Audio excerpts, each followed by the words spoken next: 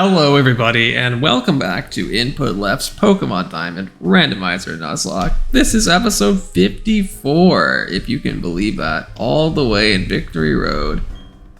We've come so far, haven't we, Joe? We've come really far. So has time come very far because it's been weeks since our last recording. Yeah, we've been kind of busy lately, yeah. Yeah. Well, obviously, you have a big life update. I guess that's right. That's right. I just completed a move from my parents' home in Illinois to the great state of Texas. Now, here's the big question. Now that you've moved, is that how people sound? Granted, you're in Austin, where you have a lot of non-Texans. I'm in Austin. I mean, I definitely there's people who have a bit of a twang in Austin here and there for sure. I would say I've noticed a couple people that seem to have like straight up like southern accents that you would expect, but not a lot. Most people have like maybe a little bit or none at all, frankly. It's not super commonplace is what I would say. But yeah, that definitely occupied a lot of my time lately, so on my end, it's been hard to get together to record, and I'm sure Joe has been busy visiting, various canned food museums as well. So.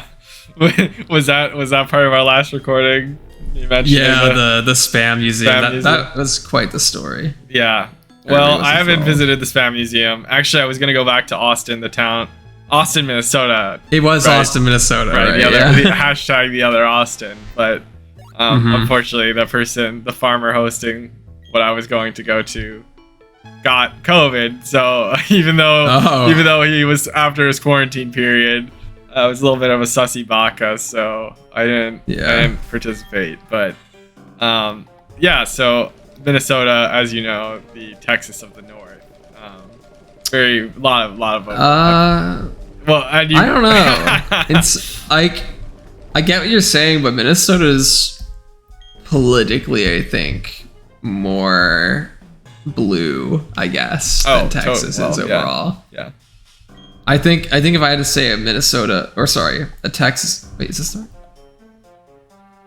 Well, you must have been through here before if that dude didn't attack, right? Yeah, I know, but like, here, I need to reorient myself. It's been a while since I came through here. Oh yeah, we have access to waterfall. I saw that waterfall and I was like, oh, we can't go up that. Well, no, of course we can. Okay, sorry.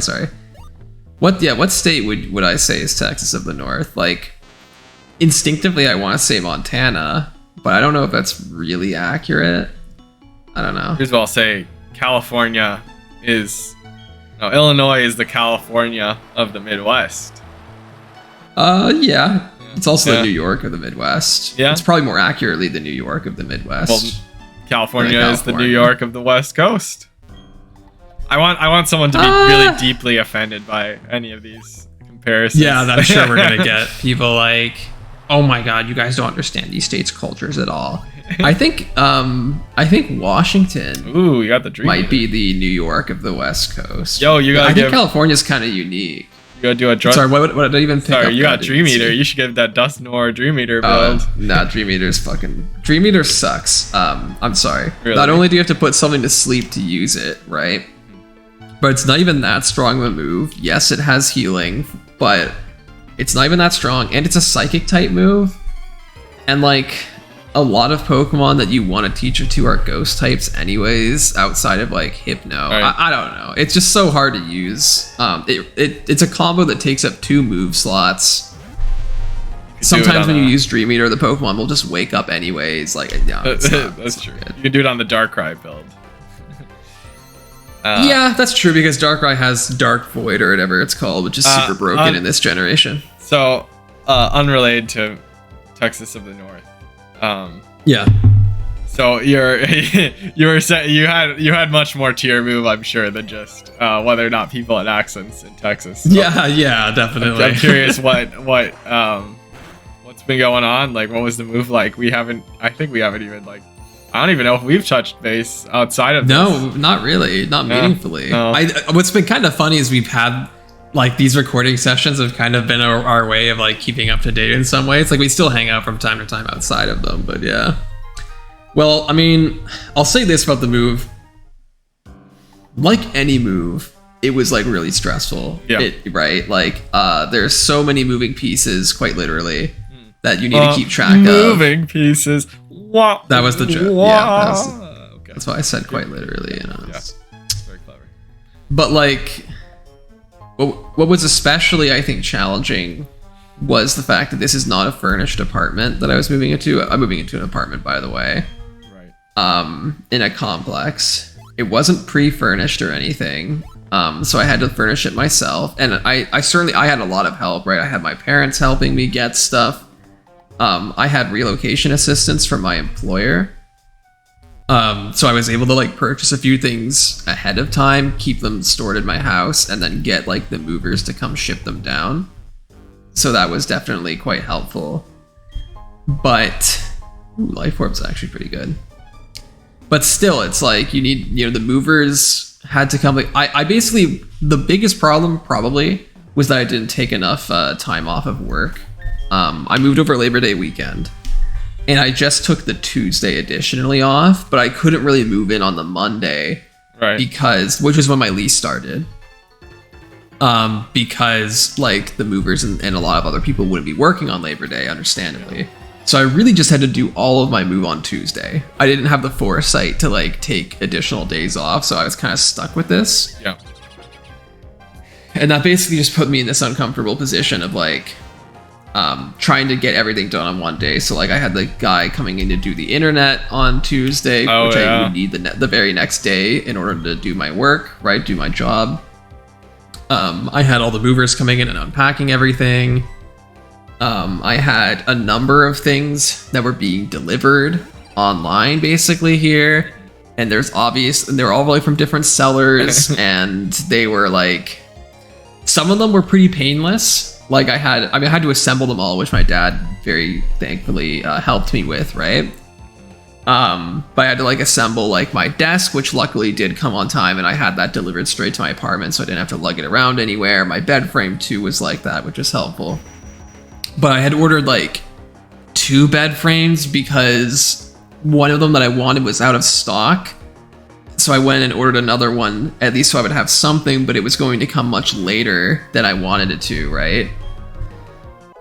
And so eventually the other one came back in stock, so I ordered that one too and just tried to cancel the other one, but the cancellation process was really complicated because the seller was kind of like, oh, like we can't cancel it at this point, you're gonna have to refuse the order when it arrives, and so that was a headache. And I had to get like and then my TV stand didn't arrive when it said it was delivered days prior, and so I had to get a refund for that and go buy one separately. And then I had to like get a bunch of food with my parents at a grocery store so I wouldn't starve to death. And finally assemble like 3 or 4 large pieces of furniture, as well as unpack a number of suitcases. Yeah. So all of that happened in one day. And actually we did get it all done in like basically one day. We did a little bit on the next day, Wednesday, while I was working. My parents were obviously super helpful here. I was very glad to have their assistance. Shout out to Will's parents. Big shout out. Oh yeah. Yeah. Will's parents, if you're watching, thank you for your service to this channel and to this guy over here. Yeah. But the long and the short of it was, yes, it was definitely stressful and challenging. Not as much as other people's moves, I'm sure. I had a lot of things helping me out here, but even with everything going for me, it was still quite a hassle. But I'm here now. I do still have to like file an insurance claim because a couple of my items got a bit damaged in the move, which kind of sucked. But anything that I know about, like not the chair, I hope. Ooh, yeah, my chair has like a bit of a dent in it. It's super noticeable, but yeah, like on the right side of the back, or the rest, not the actual back. It's got like a little dent in it, which is a bit annoying. It doesn't like affect, like I don't feel it when I'm sitting on it, but if you look at it for a little bit, you might know. Yeah. So that was kind of annoying. Also, this was really annoying. So I have some bar stools because I have like a little sort of like kitchen island in this apartment. And the movers, that when they were packing them up, and I didn't realize this at the time because I wasn't like, micromanaging them.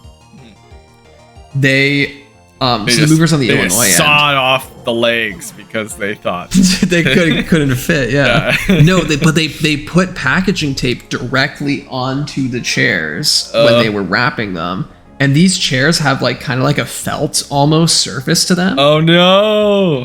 So like when the movers on this end were taking them out, the guy was like, what did they do? Like he was literally like dumbfounded, and he's like, I'm so sorry, but like they put like packaging tape directly on it, so it like left all this residue and like a clear visual indicator of where the tape had been. Yeah. And it was like sticky to the touch. It was so bad.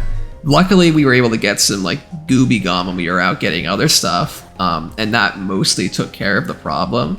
But still, it was like, you know, I had to pay that extra expense basically because of poor packing on that one end. So but I'm happy to be here now. Yeah, you know, like I'm relieved that it's over. Just to think that like I met those movers, you know, on when they were packing things up, right? Like those are the same. Oh yeah, that was right when you headed out. When I was visiting you, yeah. So yeah. They were nice guys, yeah. like, and they otherwise did a pretty nice job. I think they just, I guess, had a little bit of an oversight there, but I say that kind of a signiget's oversight. I feel like they butchered your chair, and you know, I just got for folks who don't know, Will's he has what's the gaming chair again? What's the brand? This is Secret Lab. Yeah, the Secret Lab, which you know I also got over the break. So if you've ever heard in the recordings of my end, sometimes you can hear a little chair squeaking sound.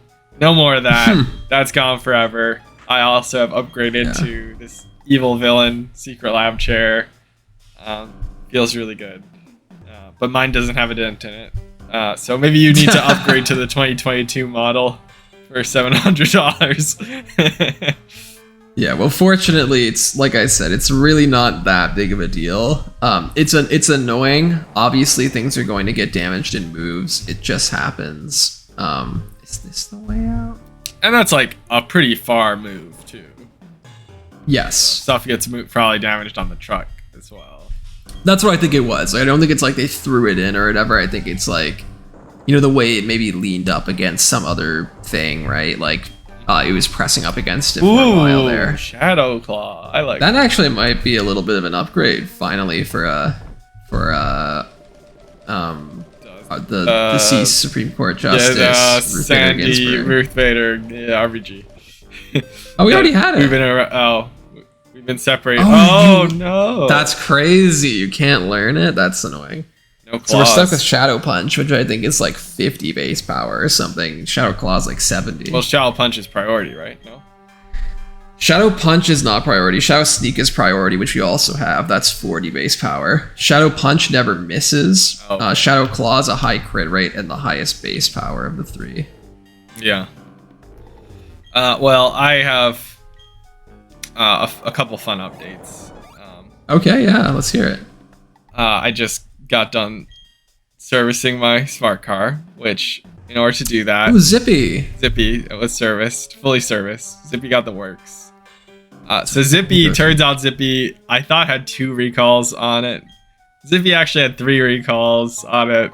None of them were severe. Well, I didn't know about the third one, so maybe the third one was... Wait, recalls? Yeah, so you buy a car, like oftentimes on a car you own, like... this is my understanding, like, you get recalls on it that, you know, some people just ignore because oftentimes they're really minor things. But they can be also severe, like, oh, it turns out the airbag doesn't work. So you better... I mean, somebody who works for a major automobile corporation or whatever. Right. Like, I'm aware that recalls can sometimes be like huge safety issues with the car. Like, oh, there's like an issue with the brakes, like in like some percentage of cases they stop working or whatever. Yeah. So what was this? What are these recalls you speaking of? So I knew when I got it. Like, I knew there were a couple of recalls, and they were minor. It said severe, not severe. It said not severe, drivable. And so that was like the analysis site. And so one of them was a parking brake. So who uses that, right? Who needs the parking brake? Yeah, okay. So I used it once. I guess, you know, the Twin Cities aren't especially hilly, so maybe. Yeah, so I used it once after I got like groceries from like a Target or a Walmart or something. I don't remember. I was with my mom. We were just on a run, and I used it, and then when we came back, we had Frozens in the trunk. I was trying to get the car going. It was started and everything, and I could not for the life of me get the parking brake up. And it took, I had to call my dad. It took like 30 minutes. This was months ago, but it took like 30 minutes. And then I finally just like accidentally fixed it. Like I somehow like got it up, and I was like, I'm never going to use this thing again. But I think that was linked to one of the recalls because it was a parking brake recall. So yeah. The other one just said missing headlight adjustment cap. I don't know what that means. My headlights look like they were fine. So that one, and then a third one, which the dude told me, he's like, okay, so actually we don't have the part for it, but it's just like, this allows you to do something that is like not actually legal in the US. We were just supposed to put a part on that actually makes it impossible. Drive on the right side or the left side of the road. I don't know. It's like I don't understand like some like thing, like a switching mechanism that is like, I guess you're not allowed to have that option in the US, and so they actually have to take the option away from you if they have the ability to do so. So they're like, next time because if they sell that model overseas, they wouldn't disable it, but if they sell it in the US, they have to change it up a little bit so it's disabled. That's interesting. And it's primarily like a European car, like, so it makes sense. Right, you mentioned that. So then I was like, I had put on there when I was scheduling. Mind you, I have to drive to Rochester, Minnesota, which is an hour and a half away. It's the third biggest city of Minnesota, and the reason is because Smart is serviced and owned by Mercedes-Benz, and the Twin Cities Mercedes doesn't service Smart cars, so I actually had to. Oh, are you at the Elite Four now? Yeah, pretty much. That's wild. So I had to drive. Almost done, everyone. I had to drive an hour and a half to get this thing serviced, and then an hour and a half back.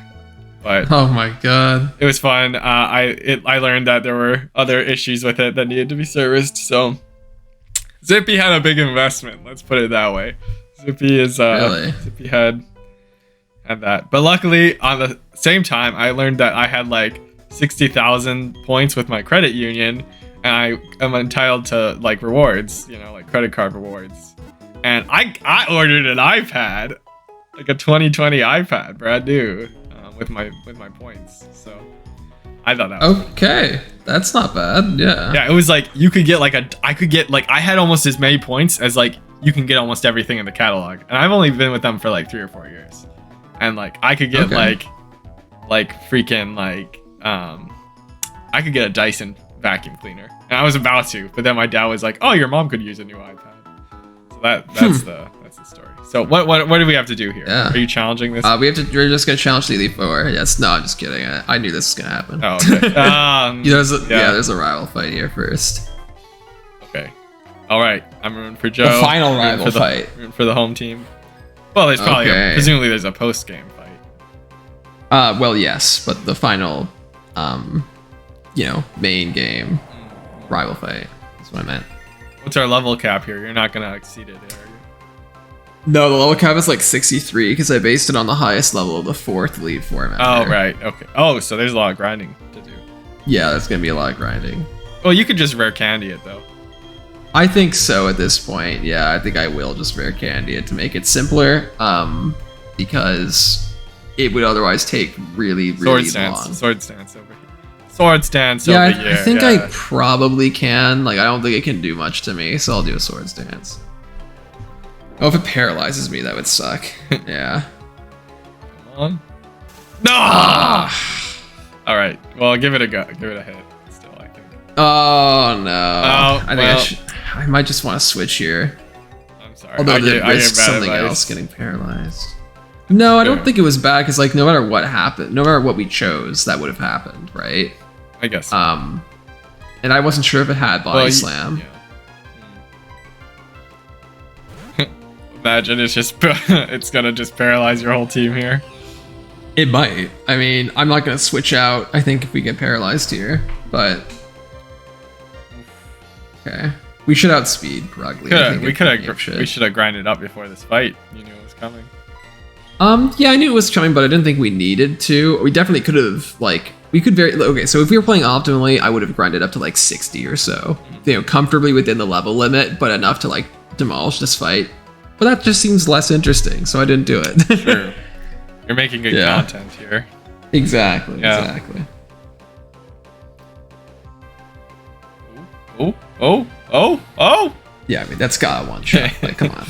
But Purugly is one of the top mons. I guess actually it was something else I could have done before this fight is like reorganize all of our movesets, but we'll do it after. Right. Yeah. Get rid of all the HMs. Well, yeah. Now you can fly back to this location, right? So we can finally. Yep. Oh, that's good. This is the Aqua Jet. This is the Aqua Jet. That's next episode. Stay tuned for strategic move. Oh yeah. Setup. That's gonna be fun. What? Why? No, this is not a Aqua Jet anymore. Surely it has some water move. Why would it use Mega Drain there? What the heck? Did it read the switch? Well, I don't know if I can afford to Calm Mind here because I think it probably has like Night Slash or something. So, I mean, it uses. Oh, it did have Aqua Jet. Huh. Weird. Oh, see, this would have been a great Calm Mind scenario. In hindsight, yes, but I was afraid it would have a strong, like X Scissor or all right, it's Night not Slash or not something. too late. Forget about that. You use Calm Mind. It still could have it though. You think it's gonna OHKO you? If it crits Night Slash me, probably yeah. Okay. Well, I wouldn't want to. I guess I should still Giga Drain to get a bit of health back. Oh, we outspeed. Unless it uses Aqua Jet. Okay. So it was going for something else. Who knows? Maybe it was going for Night Slash. Yeah, it's that. Putting that fear factor. So the thing is, like, we don't need to Calm Mind Sweep, probably. I mean, I don't know what the rest of the team looks like, but probably we don't need to Calm Mind Sweep. You're gonna have to, you know. Well, you know what? Because the sun was up, if it didn't crit Aqua Jet, maybe I could have stayed in with with Infernape. That seems like a really bad idea, though. No, this is a real sussy Baka over here.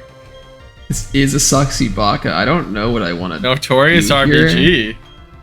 Yeah, I think I'm gonna double. So I'm gonna switch here, and then I'm gonna immediately switch into Infernape. That is Mayor Bernie on the Loaf turn. Or since we can't really do anything because like all of our offensive moves are ghost. Does it loaf right? if it failed? No, you have strength. You have Will-O-Wisp. Actually, Will-O-Wisp. Oh, you have the Will-O-Wisp. Yeah. That's gonna make him weak to fire, right? No, we missed, but that's okay. But it halves the physical attack stat, as well as does damage over time, of course. Although if it has Facade, that would suck.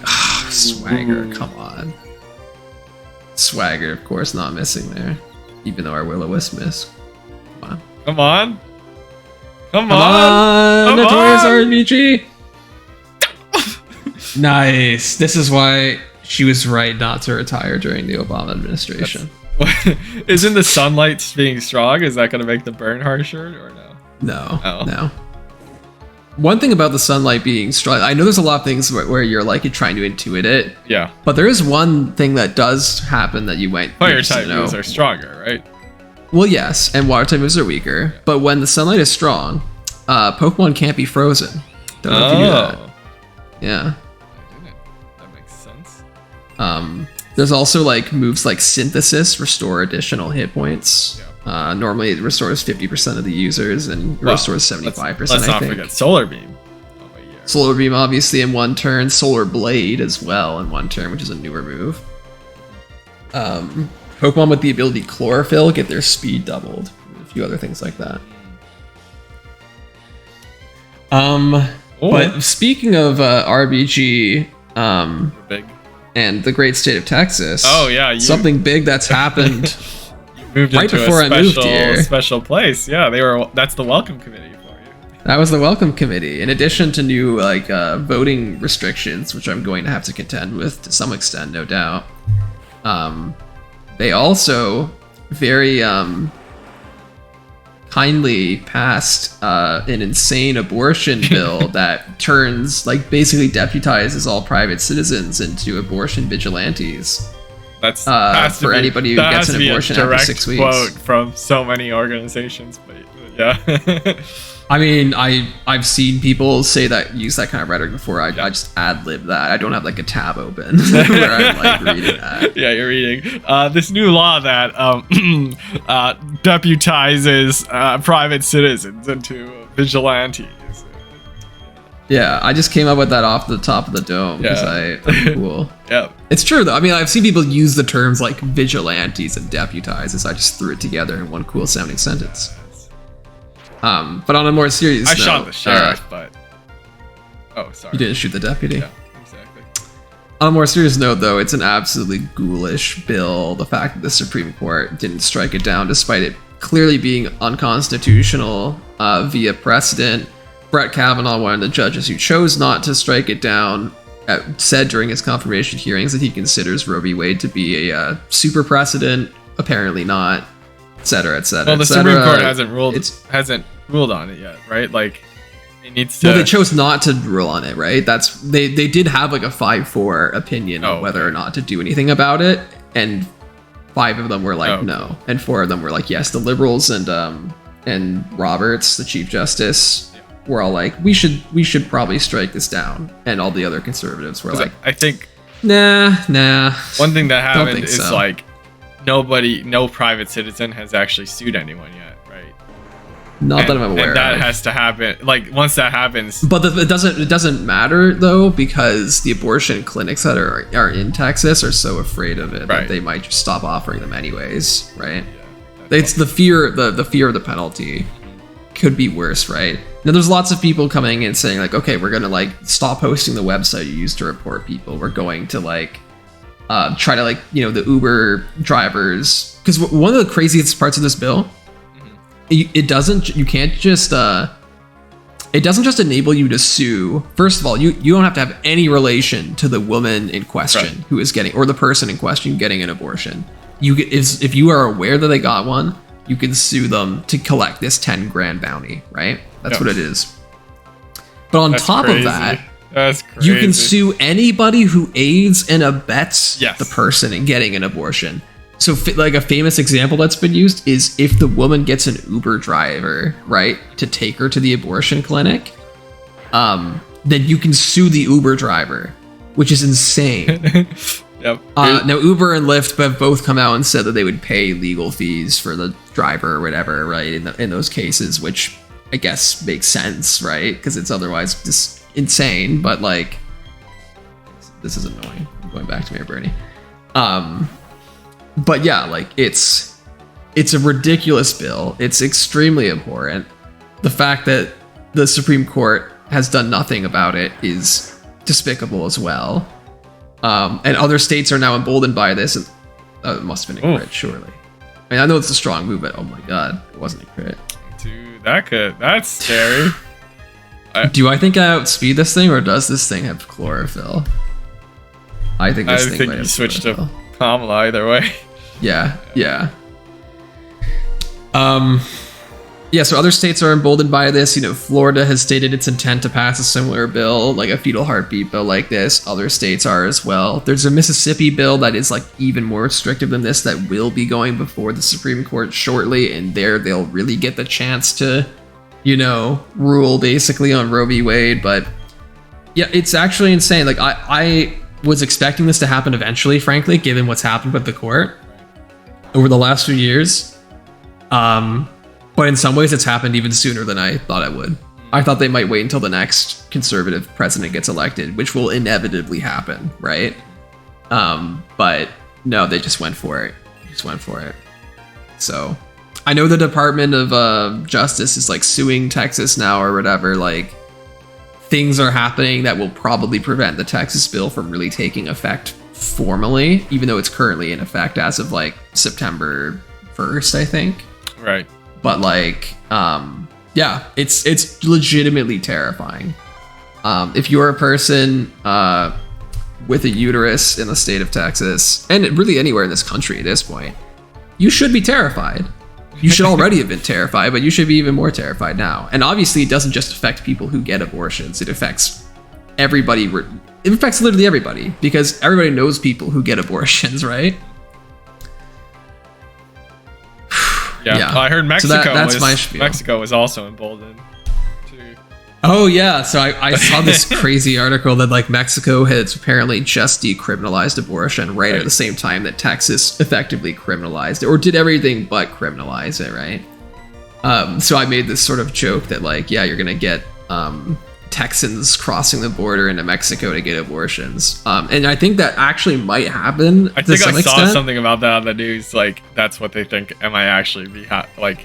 Because apparently only one state bordering Texas has like a functioning like abortion clinic or something at this point. Like I don't know. I think it's like New Mexico or whatever. It's like the only state maybe that like isn't also equally fucked in terms of its like abortion laws.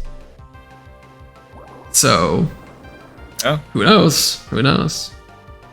When America sends their people, they're not sending their best. They're bringing women. They're bringing unborn children. They're abortionists. Our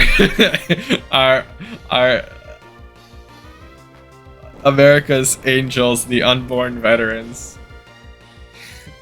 I'm gonna tell you something. We're going to build a wall on the northern border, and America is going to pay for it.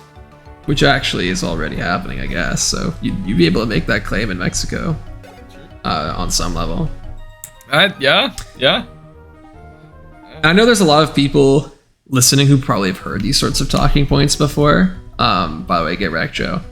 But like, just in case you haven't, like, not fun. No, actually, he almost took out Infernape. That was not too bad. It was kind of close. Yeah, I mean, if he had crit that Leaf Storm, Infernape would have been done. So that was actually kind of a scary play, yeah. But, like, just in case you haven't heard this before, right? Like, the unborn is the most convenient political group to advocate for because they never make demands of you. And once they are born, they cease to be worth caring about, right? Right. They don't vote, you know, they aren't real constituents or anything of that nature. So you can advocate for the unborn relentlessly, and then once they're actually born, you just stop giving a shit about them. Right. That's clearly what the conservative policies have been. Once they're born, and statistically, once they're born, and then advocate for pro-choice policy. Yeah. I mean, yeah, it's like think of it like this, right?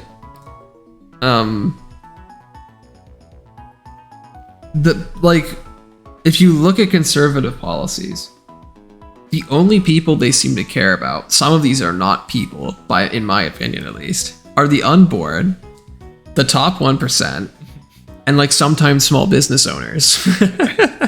In name only. And farmers in name.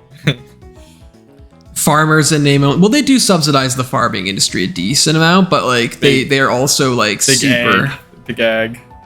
That's what I was gonna say. It's mostly big agriculture, not actually individual farms. Like Monsanto loves Republicans and they love them back. Individual farmers get Monsanto patented seeds spread onto their fields, and then they get sued by Monsanto, even though the Monsanto field next door obviously is to blame for this, and then they can't afford their legal fees. They go bankrupt. Monsanto moves in and adds their farm to its ever-growing empire, and the Republicans stand by and clap.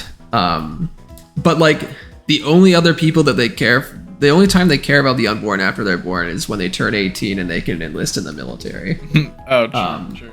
And then they're happy to have you sell your body to them for the military industrial complex, so they can enrich themselves off of extracting the natural resources of countries in the Middle East. and the global south. So and then if you die, they don't care. What's your favorite vegetable to have genetically modified by Monsanto? In the comments. Next I've episode. gotta go with the classic soybean, I think. I don't know about you. I think it's...